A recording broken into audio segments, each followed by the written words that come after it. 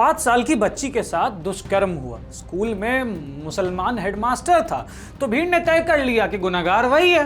हिंदू संगठन सड़क पर आ गए। दबाव में पुलिस ने गिरफ्तार भी कर लिया उस हेडमास्टर को। लेकिन जब पुलिस ने निष्पक्ष जांच की तो सच आया सामने। असली गुनहगार निकला सुरेंद्र सिंह नाम का इंसान, जो बच्ची के घर आता जाता था। और आज की ये कहानी सिर्फ एक क्राइम की नहीं है, ये उस सोच की कहानी है जो मुसलमान देखकर सोचना बंद कर देती है।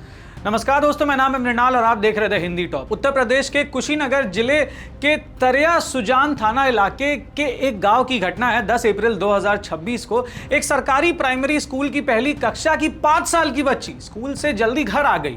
परिजनों ने देखा कि उसके साथ शायद कुछ बुरा हुआ था। उसे जिला अस्पताल ले जाया गया, जहां डॉक्टरों ने उसके साथ हुए दुष्कर्म की पुष्टि की। बच्ची की बड़ी बहन ने शक जताया कि स्कूल के मुसलमान हेडमास्टर नईमुद्दीन अंसारी ने ये किया उसके साथ। कुछ हिंदू संगठनों के लोग भी कूद पड़े बीच में। देखते ही देखते गांव में तनाव फैल गया। जन दबाव में पुलिस ने नईमुद्दीन को गिरफ्तार भी कर लिया। लेकिन यहाँ कहानी खत्म नहीं होती है, यहाँ से असली कहानी शुरू होती है।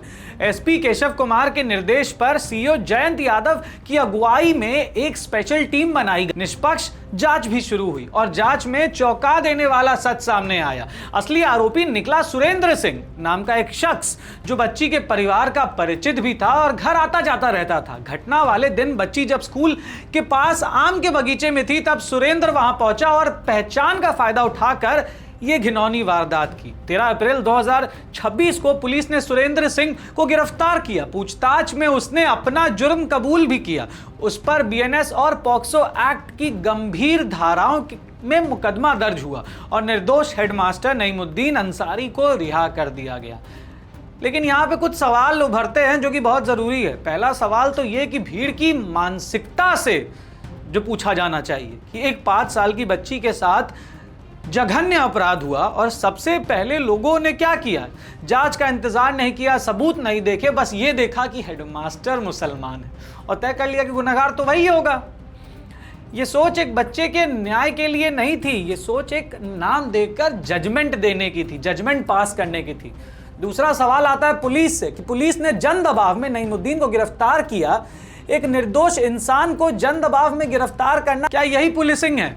क्या यूपी पुलिस का यही प्रोटोकॉल है कि भीड़ जिसकी तरफ इशारा करे उसे उठा लो?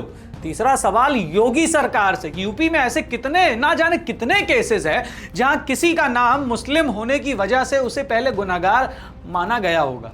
इस पैटर्न पर कोई जवाबदेही क्यों नहीं है?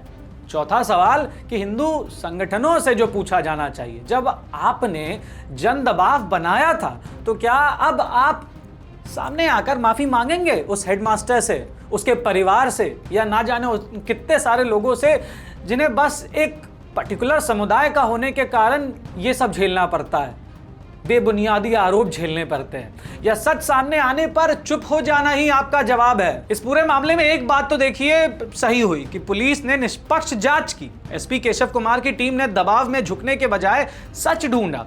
एक निर्दोष टीचर बचाया गया और असली गुनहगार को सलाखों के पीछे पहुंचाया गया।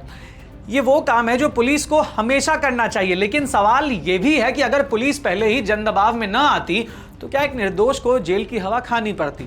एक 5 साल की बच्ची को न्याय मिला, ये बहुत जरूरी था। एक निर्दोष टीचर बचाया गया, ये भी जरूरी था। लेकिन जो सवाल आखिर में बचता है वो वही है कि ये सवाल ये कि इस देश में किसी का नाम देखकर उसे गुनहगार मान लेने की ये जो बीमारी है, ये कब खत्म होगी? लेकिन न्याय अंधा होता है, लेकिन ये अंधापन धर्म देखकर नहीं होनी चाहिए। ऐसी और खबरों के लिए देखते रहे द हिंदी टॉप। और अगर अभी तक आपने हमें हमारे सारे प्लेटफॉर्म्स पर लाइक, शेयर, सब्सक्राइब, फॉलो नहीं किया है तो जल्द से जल्द कर लें।